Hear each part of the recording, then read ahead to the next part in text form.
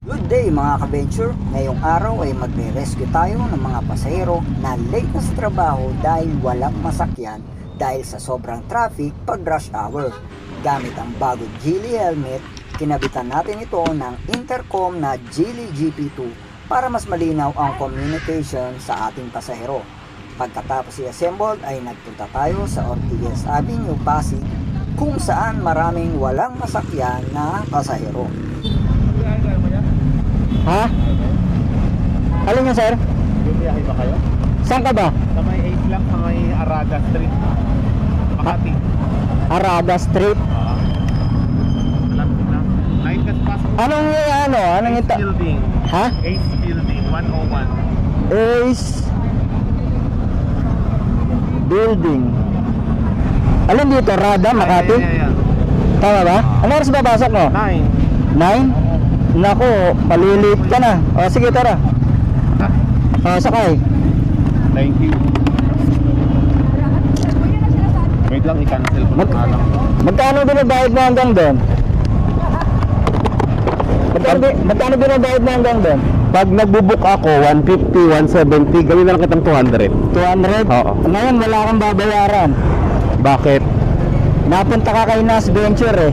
Ha? Napunta ka kay Nas. Anong Nash? Pag napunta sa akin, walang babayaran. Bakit?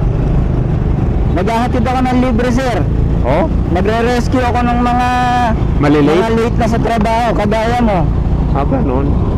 Nagpupunta ako dyan, naghahatid ako ng mga yung mga walang masakyan, mga late na sa Oo, trabaho. kanina pa nga ako. Ilang oras ka na ron?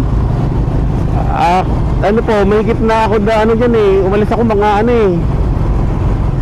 7:30 ba yun? 7:30? Oo, parang isang oras na ako nagaan. Isang oras? Oo. Ano nangyari?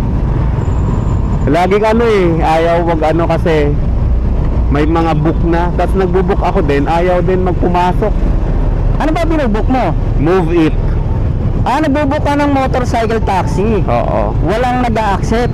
No, siguro traffic kasi. Hindi kasi sir, rush hour. Rush hour, oo nga eh. Nalate lang ako eh. Pagkayan hindi rush hour, saglit lang yan, meron ka ng rider. Move it rider kasi ako sir. Move it kayo? Oo, pero naglalaan ako ng oras na maghatid ng libre. Pangit naman kasi yung puro pera-pera na lang. Minsan naglalaan ako pa ng charity. Hulog kayo ng langit ko yung ngayong araw. Nako sir, doon ka mag-thank you sa taas. Oo, kasi sa'yo ko natapat. O kaya nga siguro.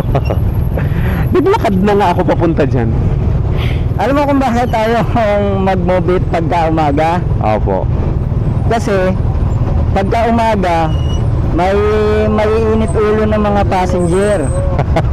Alam mo kung bakit mainit ulo? Late na. Opo, ako po malapit na po eh. Ha? Malapit na.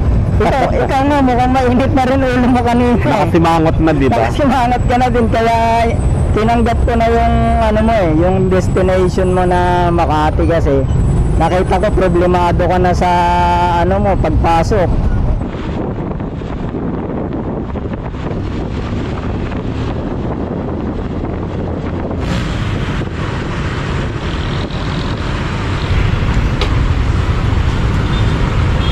Diretso tayo sir dito tapos kakanan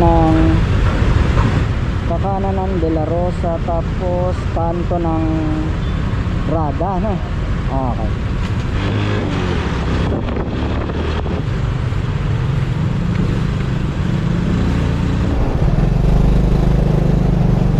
Dito na lang siguro.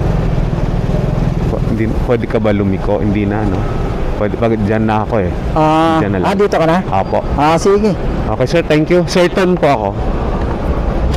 Thank you sir. Wala nga naman po, wala nga naman. Sir, yung helmet pala. Dadaling ko pa yung helmet. Sige sir.